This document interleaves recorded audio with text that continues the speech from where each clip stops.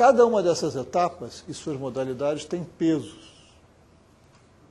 Esses pesos estão atribuídos numa lei regulamentadora, que é esta lei número 11.494 de 2007. É uma lei longa, que foi resultado de uma medida provisória, se não me engano a medida provisória era a medida provisória 339, 2007, não me escapa o número da medida provisória, mas eu acho que era esse. Tá? Esta lei dispõe as normas de organização dos fundos e tem alguns lembretes.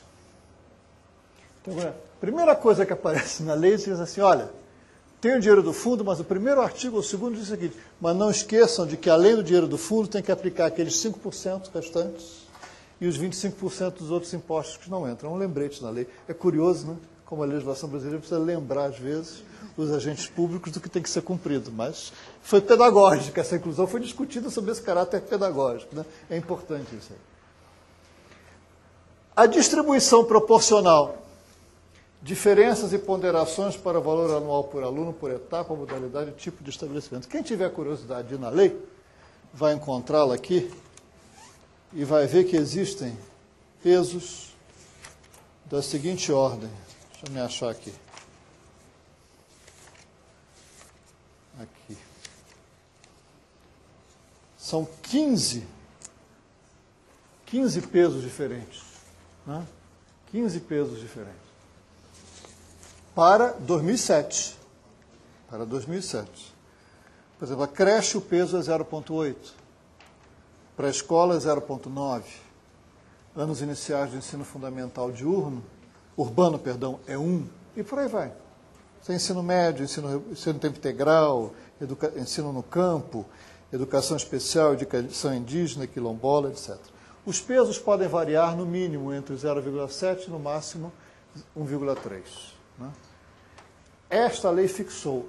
Anualmente esses pesos serão revistos. A Cleusa fez alusão por quem? Por uma comissão. Uma comissão que tem um nome enorme, né? Comissão Intergovernamental para o Financiamento da Educação Básica de Qualidade. Essa comissão é composta por um representante do MEC, 5 representantes dos secretários estaduais de educação, um de cada região do país, e 5 representantes dos dirigentes municipais de educação, um de cada região do país, também de cada seccional da Undime. Tá? Essa comissão, para cada ano, terá a responsabilidade de revisar esses pesos. Qual é a grande questão em relação a esses pesos? Conciliar a distribuição de recursos entre o governo estadual e os governos municipais no âmbito de cada estado. Claro que cada um gostaria de receber o máximo possível. E compatibilizar as estratégias de expansão das redes. No ensino fundamental, as redes são compartilhadas, não é isso? Porque a responsabilidade é comum de estados e municípios. Mas na educação infantil, a responsabilidade é só dos municípios. E no ensino médio, a responsabilidade é só dos governos estaduais, dos estados. Nós já vimos que em algumas etapas é necessário fazer uma ampliação mais acelerada. Em algumas dessas etapas, essa ampliação mais acelerada vem associada a um custo mais elevado. Tá certo? A um custo mais elevado. Então, esta é, digamos, essa comissão é o grande espaço onde essa negociação tem que se dar. E essa negociação obrigará um planejamento conjunto. Porque o cobertor, infelizmente, é curto. Nós vamos ver o tamanho, o quanto ele é curto um pouco mais adiante. O cobertor é curto. Então, para dividir os recursos, é preciso um planejamento conjunto. Né? É uma caminhada, haverá embates, certamente haverá embates, mas isso significará, provavelmente, uma melhoria do que foi chamado a atenção aqui, na melhoria das condições de execução do chamado regime de colaboração. Vai ser forçado a acontecer. Vai ser forçado a acontecer porque há que dividir os recursos, a maior parte deles. A maior parte deles vai ter que ser dividida entre eles. Né? Bom, então essa distribuição proporcional, a fórmula de cálculo do valor anual mínimo por aluno, já está determinada na própria lei. O valor base é o correspondente ao valor por aluno dos anos iniciais do ensino fundamental urbano. Esse que tem o peso 1, os outros todos variam no entorno disso. Aí entra algumas informações.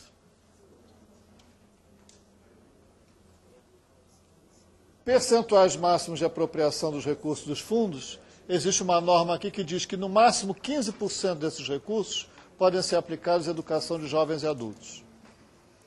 Por que isso?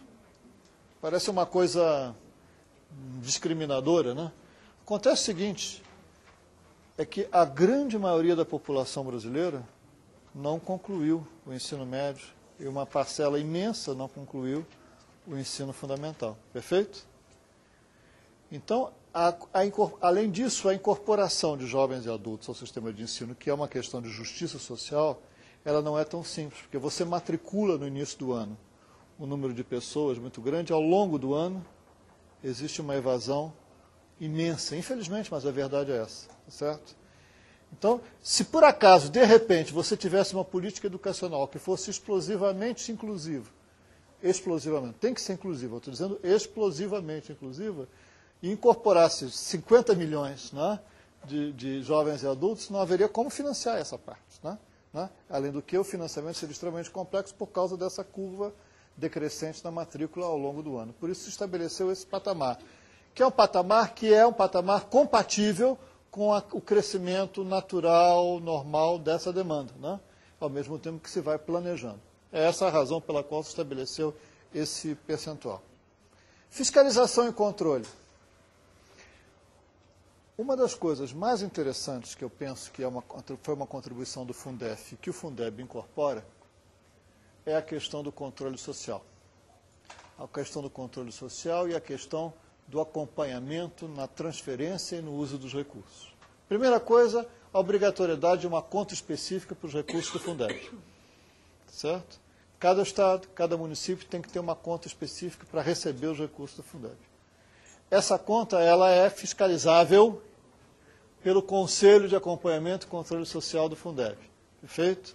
Que tem direito a ter acesso a todas as documentações, a todos os balanços, todos os demonstrativos, etc. e tal. Isso contribui para uma maior transparência. Prazo para fixação em lei do piso salarial profissional dos profissionais do magistério público. Bom, vocês estão acompanhando essa discussão, né?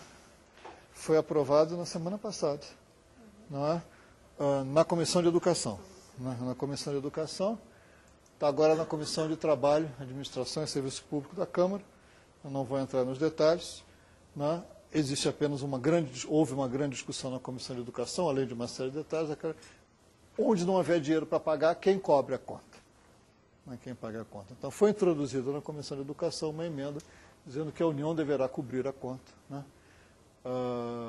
Se não houver condições para pagar o piso em determinada localidade. Se a União vai concordar com isso, é uma questão que nós vamos ver adiante com a tramitação, né, do projeto. Mas, enfim, essa é uma questão extremamente importante, sob o ponto de vista de valorização, de luta dos profissionais, etc. e tal. Se alguém quiser algum detalhe mais adiante, na época das conversas, das perguntas, eu posso aprofundar. Bom, aplicação dos recursos, exclusivamente nos âmbitos de atuação prioritária.